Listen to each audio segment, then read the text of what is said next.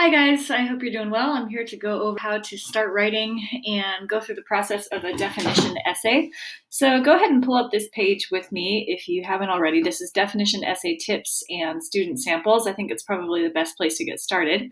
The first paragraph gives you a brief idea of what to expect in a definition essay and then breaks down its components. Okay, so from your reading, denotation is the direct meaning, literally what it means, and then connotation are all the different qualities that the term implies or includes.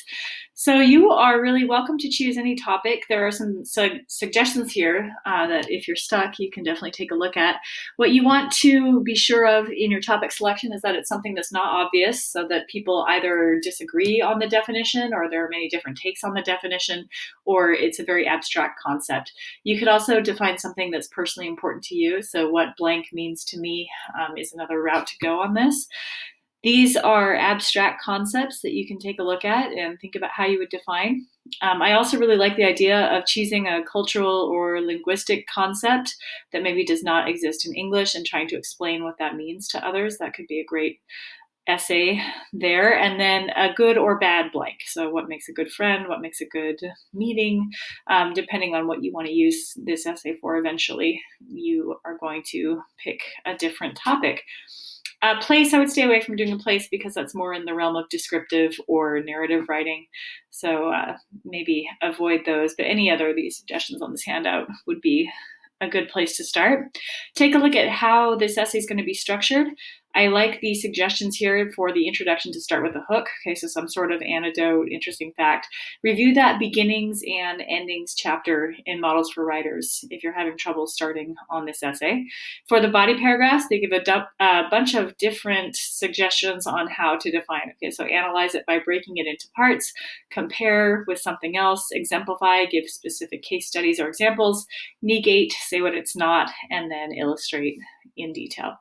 Okay, so these are just some suggestions. You don't have to do all of them. This is just a 500 to 1,000 word essay again, so you probably won't need all of these components.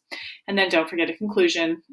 Again, that beginnings and endings chapters in Models for Writers. We'll go over how to do that. Okay, so take a look. These are student samples. These are both students whose first language is not English, so some of the grammar is a little bit rough still, but they do a great job, I think, in organizing and in figuring out what to talk about and also what not to talk about in their essay. So there's one on a Japanese concept, which translates, the student's translation is a reading of the heart. Okay, so communication without words, explaining that concept. And then there is another definition essay of a good husband. So again, you're going to be having elements of narration and description in this, but you don't want to make it a story. So it's not a story. It's a definition that is extended, going into analyzing component parts and giving specific examples. Okay, so how do we start? Let's say I've picked a topic. I want to give you some questions that you can use to flesh out your thinking and then to start researching. You know that you have to have 3 different outside sources for this, so you want to leave yourself plenty of time so that you can research and have enough time to find quality readings on your topic. But let's just start by looking at some questions. So what does blank mean to me? Okay, so if you're doing success, what does success mean to me? Just start writing whatever comes to mind. This is a brainstorm. This is where you don't filter. So you just type whatever comes into your brain and get it on your screen or on your paper. A second question to flesh out your definition could be blank, involves, or requires. Okay, so what does it involve? What does it require? This is going to get you down to some component parts. Some common misconceptions.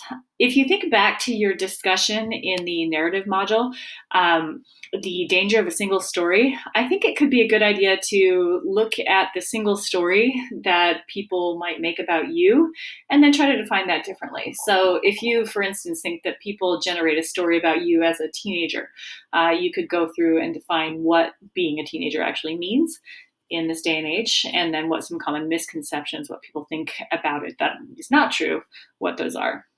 Same thing. You could really do this for any kind of concept that you identify with and that you think people view you as. Okay, overall blank this is going to turn into a thesis statement eventually. So after you've kind of fleshed out these first 3 questions, overall, what is it? In your own words. So a couple of examples. I am not a full-time stay-at-home mom, but I used to go into actual physical classrooms and teach, and I don't do that anymore. So I'm interested in kind of the concept of stay-at-home mom. What does that mean? That's one of those identity issues. So I just started typing, and you can see what I came up with just as it popped into my head. Okay, answering that question, try to get maybe 4 or 5 different answers for yourself. What does it involve or require? What are some common misconceptions about it? And then overall, a single sentence that could be a thesis. Okay, so this is more something that has to do with an identity question. If you want to do something that's more of an activity or something you're involved in, I thought about yoga, definitely interest for me. What does it mean to me? What does it involve? What are some misconceptions about it? And overall, it is. Okay, so you can do this for as many topics as you're considering, maybe for the 3 in your discussion post, and then see which of your topics has kind of the most interesting, most complex answers to those questions. That can help you decide. Okay, so I hope that helps you pick a topic and start brainstorming about it. In the next video, I'm going to go into how to research and cite sources for a topic that you choose.